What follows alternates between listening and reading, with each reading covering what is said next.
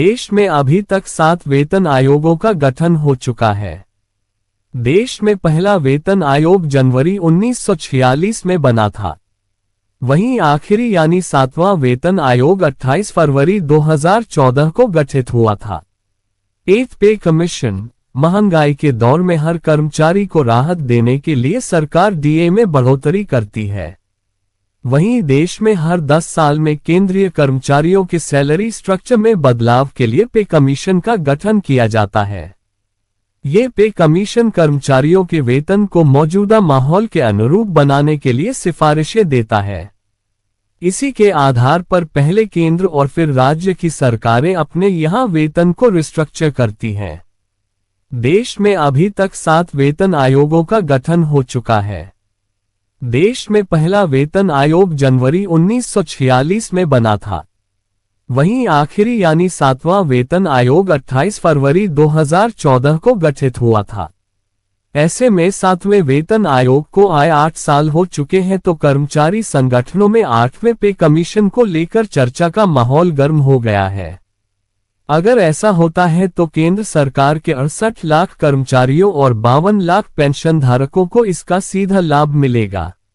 एक हिंदी न्यूज की खबर 8th पे कमीशन सरकारी कर्मचारियों की बल्ले बल्ले।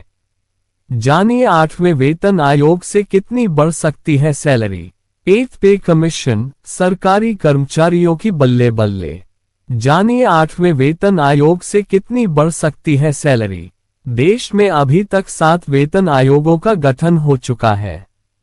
देश में पहला वेतन आयोग जनवरी 1946 में बना था। वहीं आखिरी यानी 7वां वेतन आयोग 28 फरवरी 2014 को गठित हुआ था। Follow us on 8th pay commission written by Sachin Chaturvedi. सितंबर 21 2022 18 घंटे 6 मिनट 9 सेकंड भारतीय मानक समय। 8th पे कमीशन महंगाई के दौर में हर कर्मचारी को राहत देने के लिए सरकार डीए में बढ़ोतरी करती है। वहीं देश में हर 10 साल में केंद्रीय कर्मचारियों के सैलरी स्ट्रक्चर में बदलाव के लिए पे कमीशन का गठन किया जाता है। ये पे कमीशन कर्मचारियों के वेतन को मौजूदा माहौल के अनुरूप बनाने के लिए सिफारिशें देता है। इसी के आधार पर पहले केंद्र और फिर राज्य की सरकारें अपने यहां वेतन को रिस्ट्रक्चर करती हैं।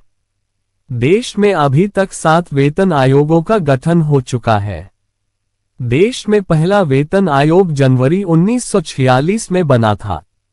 वहीं आखिरी यानी 7वां वेतन आयोग 28 फरवरी 2014 को गठित हुआ था। ऐसे में 7वें वेतन आयोग को आए 8 साल हो चुके हैं, तो कर्मचारी संगठनों में 8वें पे कमीशन को लेकर चर्चा का माहौल गर्म हो गया है। अगर ऐसा होता है तो केंद्र सरकार के 68 लाख कर्मचारियों और 52 लाख पेंशन धारकों को इसका सीधा लाभ मिलेगा। सरकार ने फिलहाल किया इनकार। केंद्रीय वेतन आयोग का गठन कब होगा, इस बारे में कर्मचारी संगठनों की ओर से सरकार से प्रश्न किए जा रहे हैं। हालांकि मानसून सत्र के दौरान सरकार ने साफ कर दिया है कि फिलहाल उसके पास 8वां पे कमीशन बनाने का कोई प्रस्ताव विचाराधीन नहीं है। वित्त राज्य मंत्री पंकज चौधरी ने सोमवार को संसद में कहा कि फिलहाल 8वें वेतन आयोग पर कोई विचार नहीं है। कितनी बढ़ सकती है सैलरी। सरकार ने भले ही वेतन आयोग से फिलहाल मना कर दिया हो, लेकिन कर्मचारी संगठनों के बीच इसे लेकर सुगबुगाहट है। संगठनों का कहना है कि फिलहाल न्यूनतम वेतन की सीमा 18,000 रुपये रखी गई है। इसमें वेतन वृद्धि में फिटमेंट फैक्टर 2.57 गुना है। हालांकि 7वें वेतन आयोग में इसे 3.68 गुना तक रखने की सिफारिश की गई है।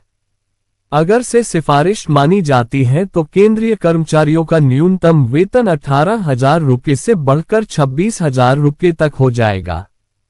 क्या खत्म हो जाएगा वेतन आयोग?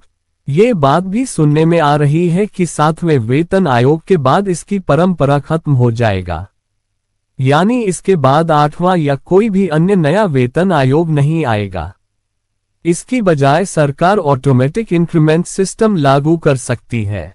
इसमें सरकारी कर्मचारियों की वेतन वृद्धि अपने आप हो जाया करेगी। ये प्राइवेट नौकरियों में इंक्रीमेंट जैसा हो सकता है।